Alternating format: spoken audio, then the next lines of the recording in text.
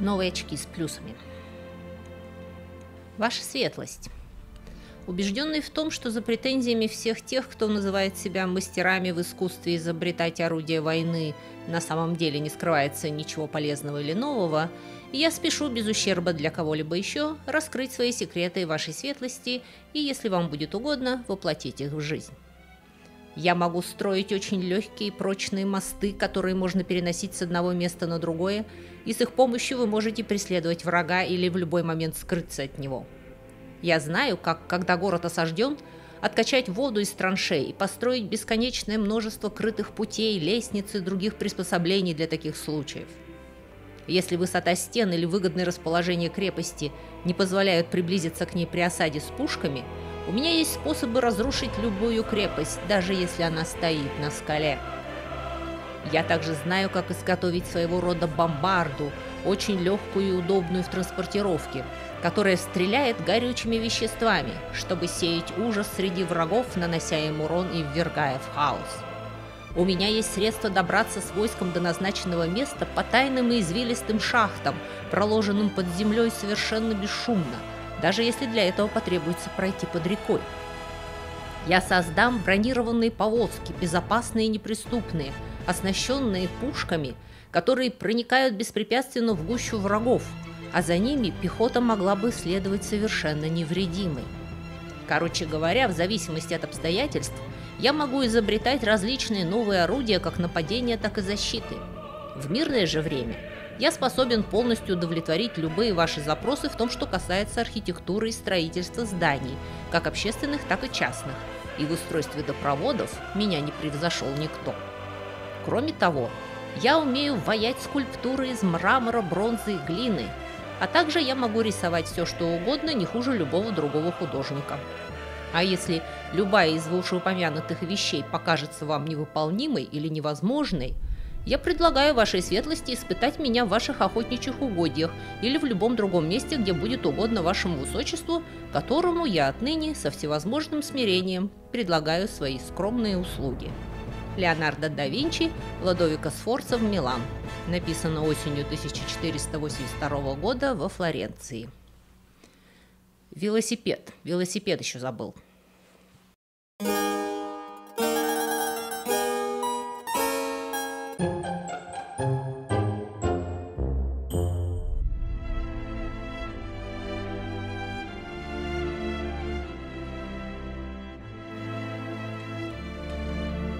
То есть, отправляя свое резюме миланскому герцогу, точнее его дяде, поскольку герцогу тогда было 13 лет, и герцогством реально правил регент.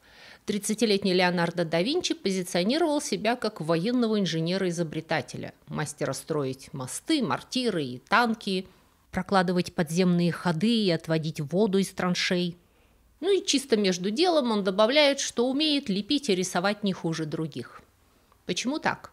Неужели великий Леонардо осознал свой художественный талант только к пенсии? Конечно, нет.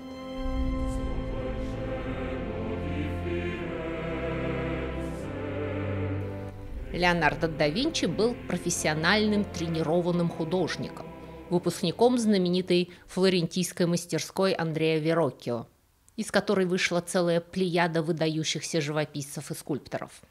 Там он получил не только художественные знания и навыки, но и широкий спектр технических, включая черчение, химию, металлургию, механику и столярное дело. О да, профессиональные художники не только в Ренессанс, но и в наше время очень хорошо знают матчасть. А в XV веке художник вообще еще юридически считался ремесленником и должен был быть членом гильдии, как сапожник или ювелир.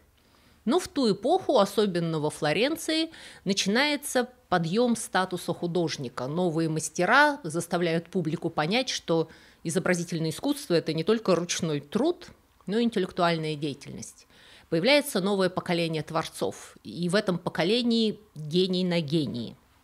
К началу 1480-х Леонардо да Винчи отнюдь не был общепризнанным светилом впереди планеты всей. Он был одним из многих. Леонардо был современником Боттичелли, Герландайо и Перуджино, которые были немного старше его. Рафаэль и Микеланджело были чуть младше. Флорентийские заказчики были избалованы талантами. Выделиться и получить стабильный доход в таких условиях было непросто, и Леонардо решил переехать.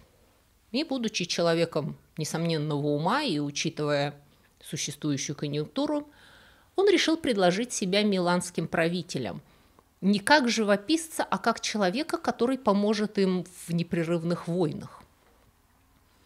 Понятно, почему провинциал Рафаэль выбрал блестящую Флоренцию, но почему выросший в 20 километрах от Флоренции да Винчи выбрал Милан? Ходят слухи, что флорентийские правители Медичи сбагрили Леонардо миланским Сфорца, потому что он всех достал. Рассказы о медлительности и капризности Леонардо как художника вошли в историю. И это, кстати, одна из причин, по которой от него осталось так мало живописных произведений. Он каждую картину норовил писать десятилетиями. Другой причиной было то, что Леонардо постоянно экспериментировал с материалами, и многие его картины поэтому не сохранились.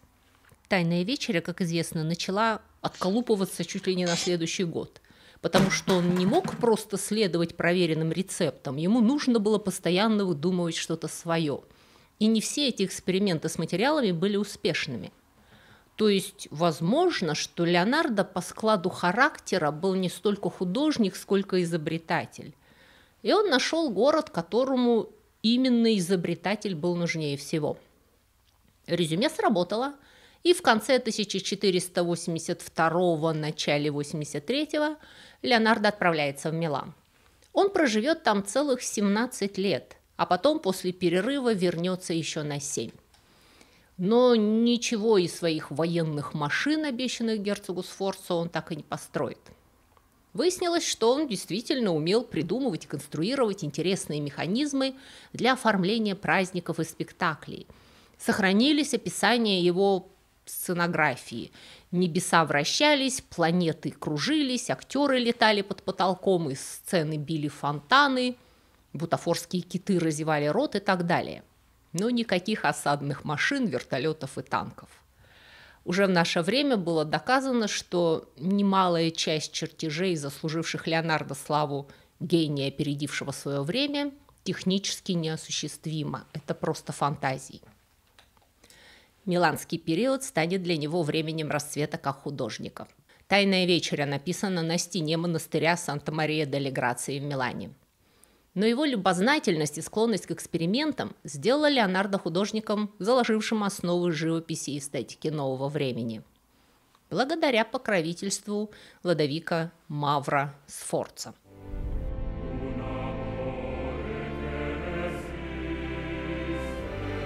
Сфорца не были старым аристократическим родом. Поговаривали, что еще дед покровителя Леонардо пахал землю. Его отец уже был кондотьером, наемным генералом, очень успешным и амбициозным. Он защищал Милан от врагов и женился на дочери его властителей, Бьянки Висконти. Когда последний Висконти умер, Сфорца фактически захватил город, приговаривая, что он женат на дочери бывшего князя и поэтому является законным наследником. Лодовико был его 4-м сыном, и поэтому никто всерьез не ожидал, что он будет править княжеством. Он получил гуманитарное образование вместо военного и вообще вырос застенчивым бандитом, вечно сомневавшимся в своих поступках, но при этом неумолимо продвигавшимся наверх. Когда его старший брат, князь Милана, был отравлен, Лодовико стал правой рукой унаследовавшего трон племянника. В 1494 году 42-летний Лодовико станет князем, после того, как племянник тоже умер при подозрительных обстоятельствах. Правление его было необычным. С одной стороны, он был покровителем искусств, и в его правлении Миланский двор стал самым блестящим и изысканным в Европе. С другой стороны, именно ему пришла в голову идея натравить на Неаполь французского короля. Французское вторжение в 1494 году положило начало десятилетиям военных действий в Италии, которые в конечном счете опустошили полуостров и привели к падению самого Лодовико и потере Миланом независимости. Но при Лодовико Маври Милан процветал, пока мог. Герцог укрепил финансы и поощрял сельское хозяйство, в частности, производство шелка. Некрасивый и тучный, он обладал хорошим вкусом и любил все красивое. И он смог по достоинству оценить Леонардо как художника. И под его крылом Леонардо напишет один из своих первых шедевров – «Даму с горностаем».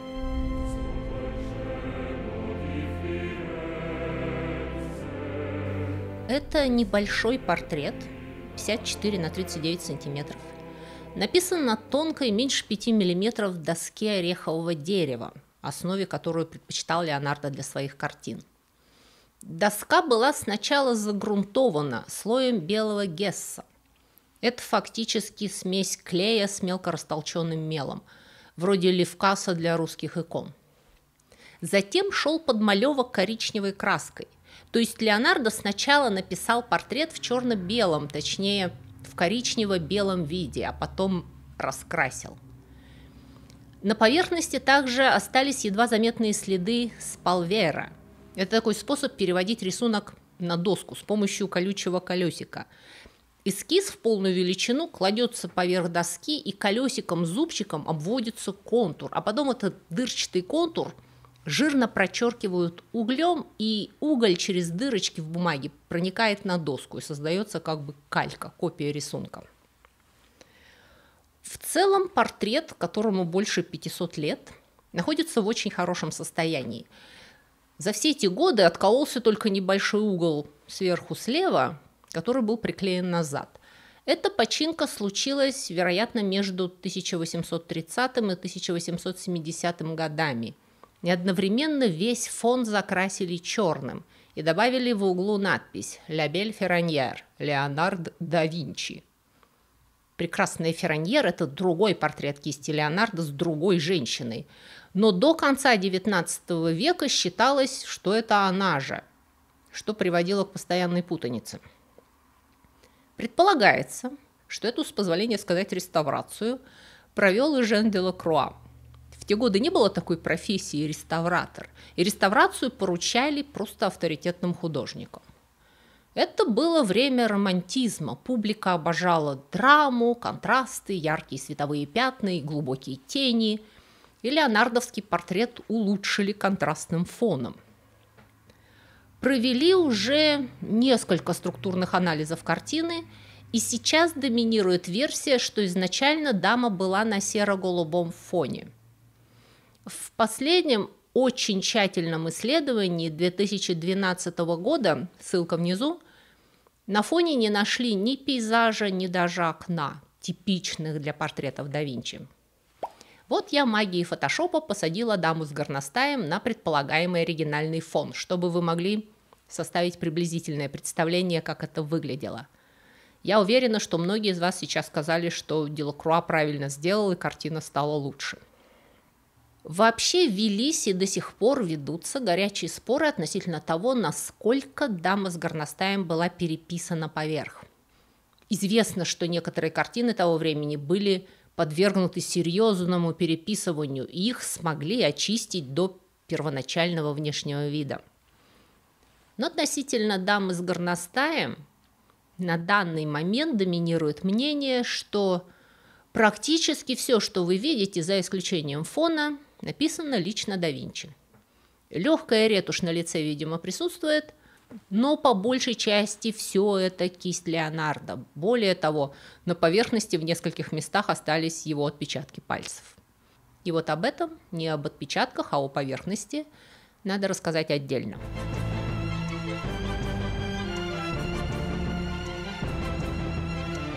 «Дама с горностаем» – это триумфальный эксперимент Леонардо с новыми красками. Эта картина является одним из самых ранних образцов итальянской масляной живописи. Мы сейчас привыкли видеть на табличках под старыми шедеврами в музеях слова «холст масла», но так было не всегда. Масляные краски, живописные – это сравнительно новое изобретение. В те годы даже самые прогрессивные итальянские художники по большей части еще писали темперой на доске. Темпера – это порошковые красочные пигменты, вмешанные в куриный желток. Темперой сейчас почти никто не пользуется. Это уже давно не краска по дефолту. Ей очень трудно работать. Желток на воздухе довольно быстро полимеризуется, а не просто высыхает.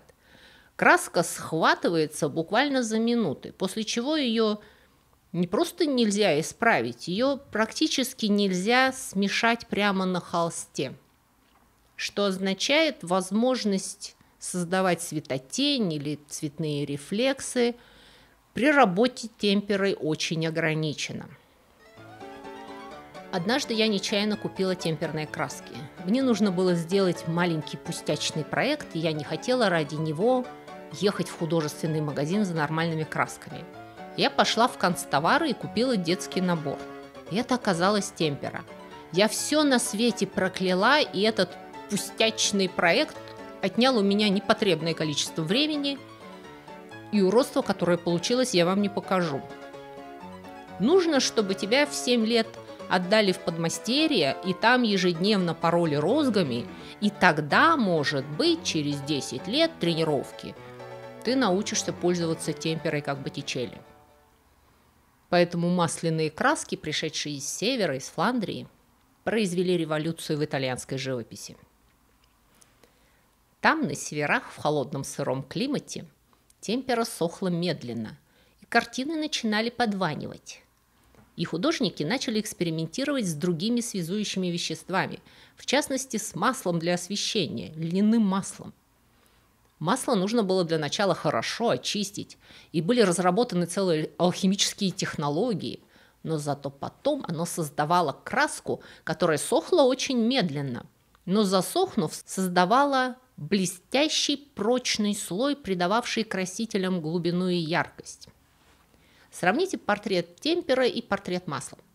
Поверхность темперы кажется матовой и слегка выбеленной. Высыхая, пигменты теряют насыщенность. Масляная же краска продолжает выглядеть влажной, когда высыхает. Это придает всем цветам глубину. Кроме того, масляная краска позволяла делать лессировки.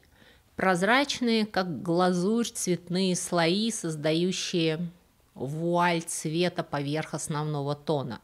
Именно так Леонардо раскрасил портрет, который сначала был написан в монохроме. У художника появлялись огромные дополнительные возможности манипуляции цветом и светлостью. Ему не нужно было торопиться, он мог спокойно и тщательно растушевывать цвета, создавая мягкие переходы, пресловутую дымку, сфумата. Светотень развернулась во всю драматическую амплитуду от блика до полного мрака. После Леонардо итальянские художники быстро и практически поголовно перешли на масло. Кто же эта дама, которой повезло оказаться частью такого удачного эксперимента?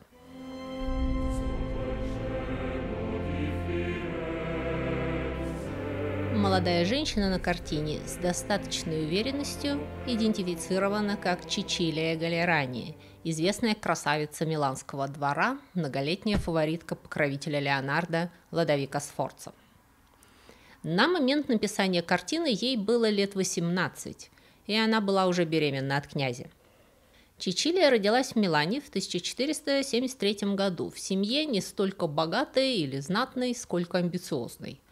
Барышня получила отличное домашнее образование, она знала языки, писала стихи и была способна общаться с интеллигентами на равных, что вкупе с ее несомненной красотой сделало ее отличным украшением двора Сфорца. Она стала любовницей Лодовико, когда была еще подростком, а он регентом 37 лет. Их отношения не были секретом ни для кого. Чичилия на правах фаворитки фактического правителя страны пользовалась популярностью при дворе и всевозможными благами. Герцог открыто поддерживал ее и ее семью, когда ее брат Сиджерио убил человека в ссоре и должен был быть казнен. Его спасло только личное вмешательство Лодовико. И вот тут некоторые стали себе позволять нашивать накладные карманы и обуживать рукав. Вот этого мы позволять не будем. Все считали Чичилию красивой, остроумной, и она была приятной хозяйкой. Ее салоны, где собирались интеллектуалы, вероятно, были первыми в своем роде в Европе. И все же, несмотря на все ее прелести, в 1491 году Лодовико Сфорца женился на Беатриче d'Este, дочери герцога Феррары, с которой он был помолвлен с тех пор, когда Беатриче было 5 лет. Когда они поженились, ей было 15. Беатриче, несмотря на юный возраст, оказалась уверенной в себе и гордой особой. Она заявила, что не позволит герцогу пальцем к ней притронуться, пока тот не избавится от любовницы, на тот момент беременной. И герцог порвал с Чичилией. Она переехала в сельское поместье и через 3 месяца родила сына, Чезаре Сфорца. Герцог продолжал их содержать. Он также нашел Чичилии хорошего непривередливого мужа. Она вышла замуж за графа де Брамбилу в 1492 году. Герцог подарил паре великолепный палаццо Карманьола в Милане и фиот в Саронно. Так что граф и его супруга жили неплохо. У них было 4 детей. Но еще в 1489 герцог заказал Леонардо написать портрет Чичилии, и благодаря этому портрету она вошла в историю. Почему это шедевр? По многим причинам. Композиция картины очень нетипична для своего времени. Я выведу на экран работу других известных художников той эпохи, чтобы вы могли сравнить. В конце 15 века в Италии огромное количество парадных портретов все еще пишется в профиль. Это старая традиция, берущая свое начало еще с римских монет с профилями императоров. Тем не менее, портреты в 3/4 начинают появляться и быстро набирают популярность. Но дело в том, что портрет Чичилии не просто в 3/4.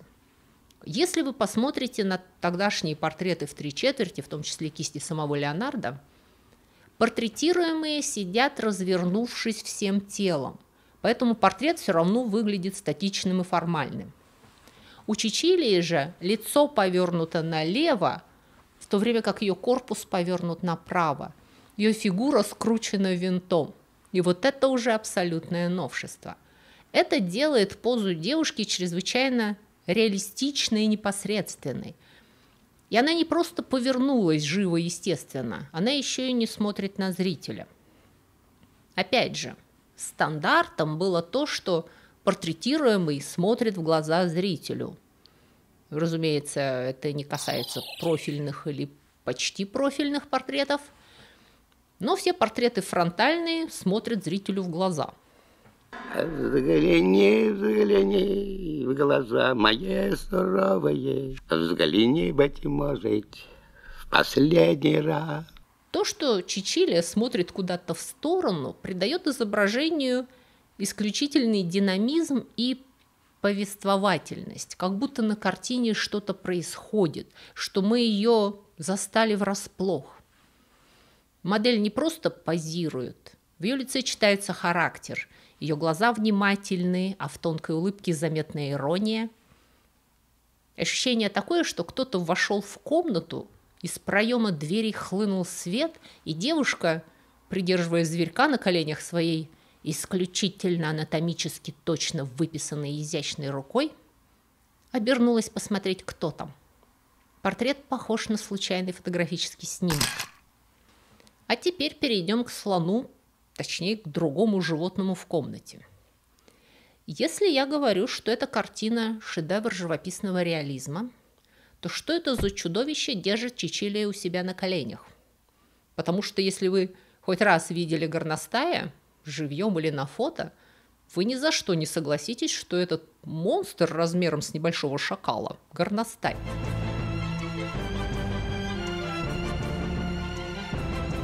Этот портрет не всегда назывался «Дама с горностаем».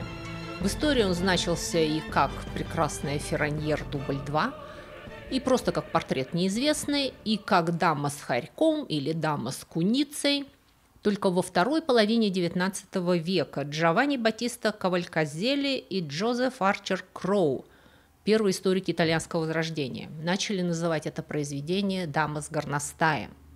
Тогда же в музее Чарторийских в Кракове, где эта картина находилась и находится по сей день, появился ярлык «Дама с горностаем».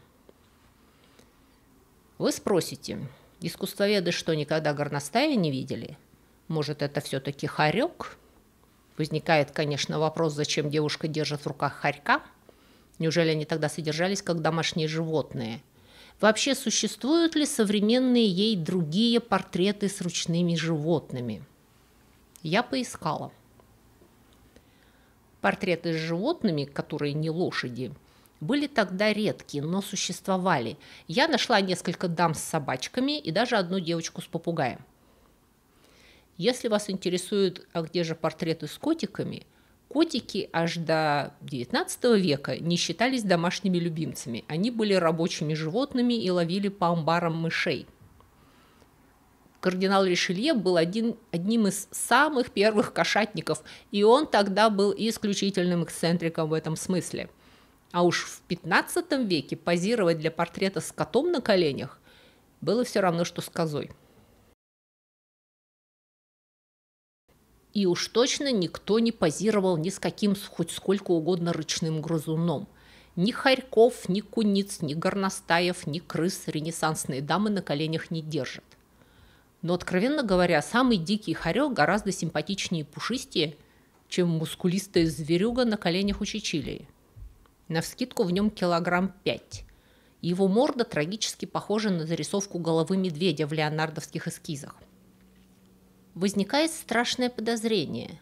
Может быть, великий Леонардо просто не умел рисовать животных. Леонардо, безусловно, стремился к как можно более точному изображению животных. Сохранилось множество его зарисовок с натуры, из которых мы можем видеть, что, к примеру, лошади ему удавались наиболее хорошо, чего не скажешь о других зверях. К примеру, вот его изображение кошки. Кроме того, часть рисунков со всей очевидностью сделана для переосмысления. Леонардо наблюдал за домашним котом, но явно пытался нарисовать леопарда. А в других местах его натурные зарисовки животных перемежаются с изображениями каких-то драконов. Фантастических зверей Леонардо тоже охотно и много рисовал, потому что в те годы изображения зверей все еще имели большой символический смысл. Присутствие животных на картинах, за исключением лошадей, как правило, не было буквальным. Животные служили знаками, говорящими о присутствующих людях. Они олицетворяли добродетели, пороки, имели геральдическое значение. Так вот, зверь на коленях у Чичилии гораздо ближе к этим фантастическим тварям, чем к ручным собачкам других дам. Портрет дамы с горностаем в этом смысле ближе к рафаэлевскому портрету дамы с единорогом.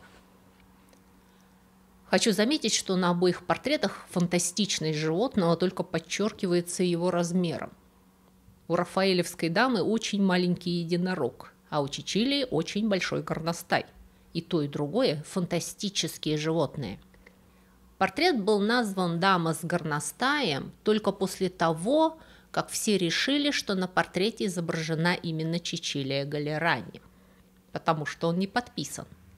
Это случилось только в 1830-х годах, когда очередной его владелец, Адам Черторийский, предположил, что на портрете изображена знаменитая любовница Людовика Сфорца. То, что такой портрет существовал, знали точно. Существовали стихи современников, восхваляющие портрет Чичилии, написанный да Винчи. Некая дама просила Чичилию прислать ей ненадолго этот портрет, поскольку она подумывает заказать у Леонардо такой же. То есть то, что да Винчи написал портрет Галлерани, было известно. И эта картина подходила по времени, что дало веские основания полагать, что на портрете изображена именно она. Как только искусствоведы убедили себя, что это дама Чичилия, они задумались, кто это у нее на руках. Уже знали, что Леонардо использовал на картинах символические знаки ребусы. На его более раннем портрете дамы по фамилии Джиневра де Бенчи он изобразил за спиной модели можжевельник Джиневра, намекая на ее имя Джиневра. И кому-то пришла в голову мысль, что и здесь была игра слов. Ее фамилия Галлерани, а горностай на греческом Галле. Кроме того, Лодовико Сфорца был кавалером ордена горностая. И все решили, что в руках у Чичилии именно горностай. тонкий намек на ее имя и на ее покровителя. Опять же, горностай широко использовался как символ чистоты и гордости. Считалось, что горностай скорее умрет, чем запачкает свою белую шубку.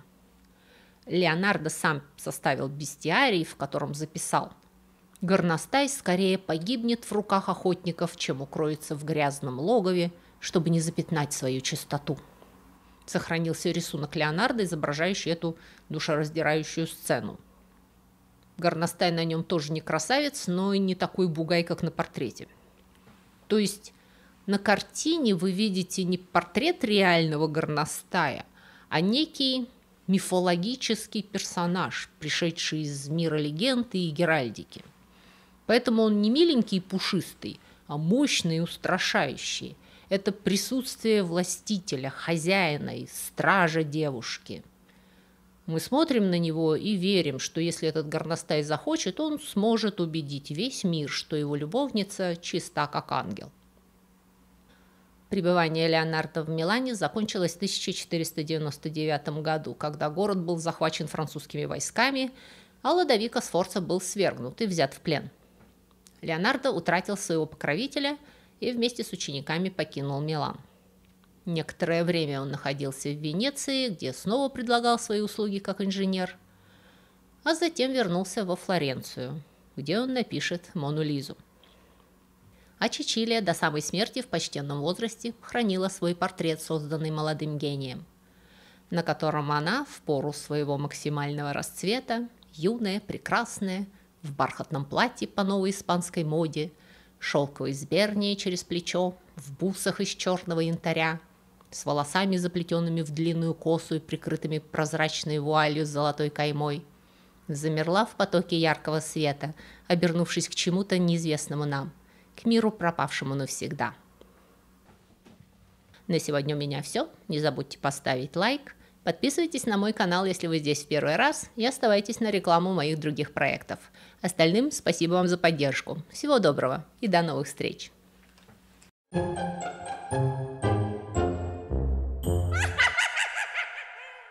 Друзья мои, если вы хотели бы больше и чаще узнавать интересные, забавные и шокирующие факты, касающиеся истории и культуры, и особенно истории бескультурья, то вы можете подписаться на мой блог на Бусти или на Патреоне.